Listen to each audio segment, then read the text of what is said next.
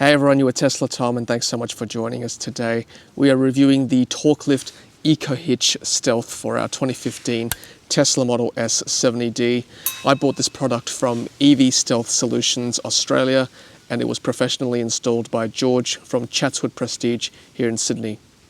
You can install this yourself at home, but there is a bit of work involved. This is a pre-facelift 2015 Tesla Model S, which means that this chrome fitting at the back of the car needs to be cut out, as well as part of the undercarriage of the car for the hitch to be installed to the body of the car.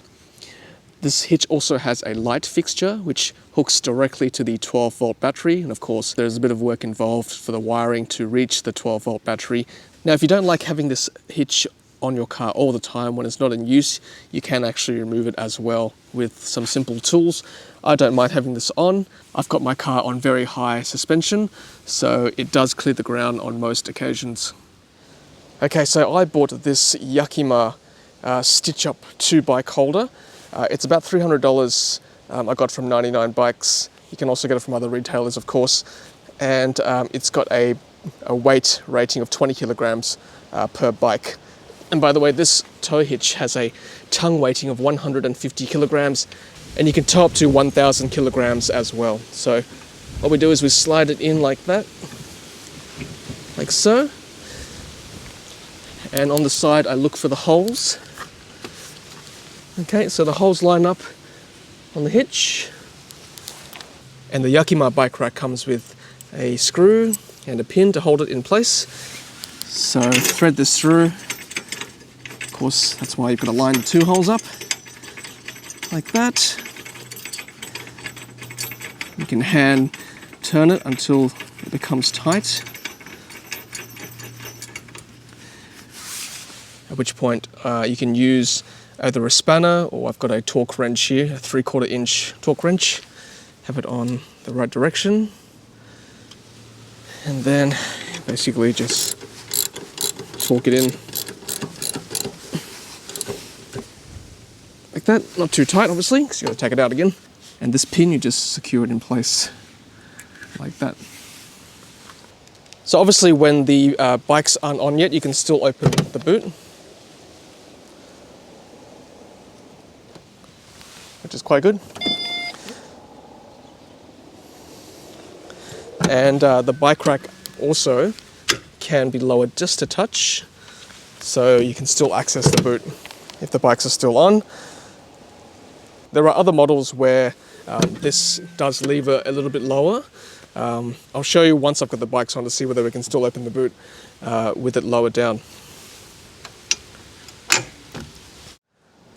Okay, so I've got both kids' bikes on the YAKIMA Stitch-Up 2 on the back of the car, and this bike at the back is an adult bike, and this is I guess a kid's bike, just slightly smaller, and they both seem to fit pretty well.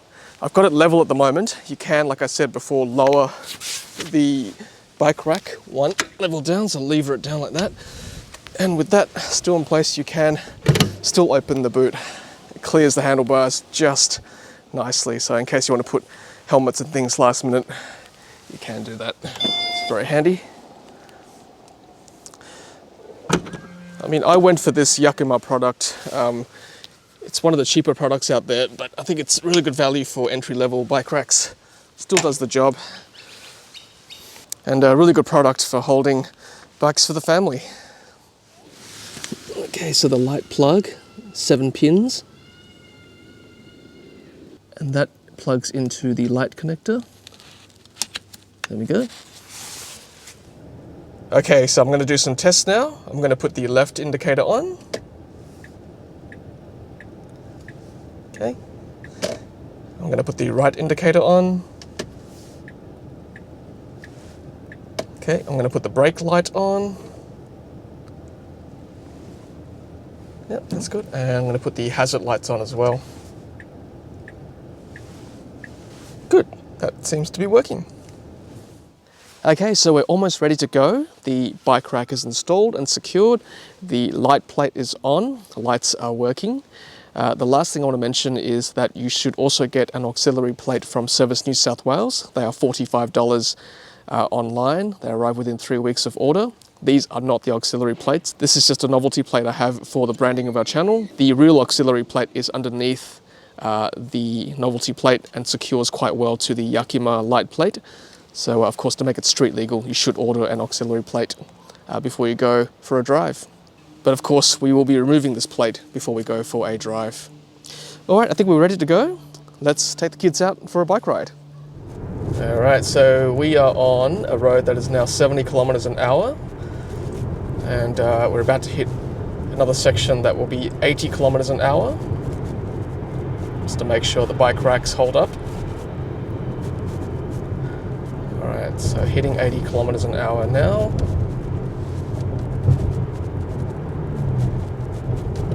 So far, so good.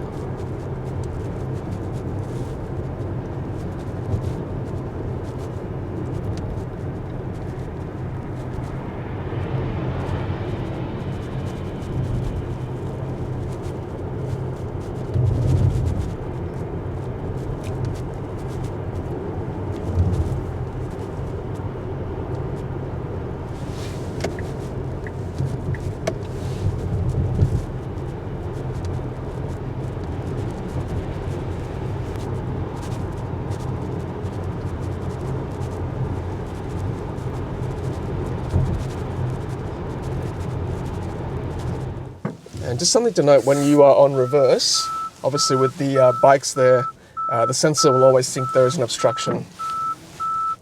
Something that really can't be helped, but just something to note.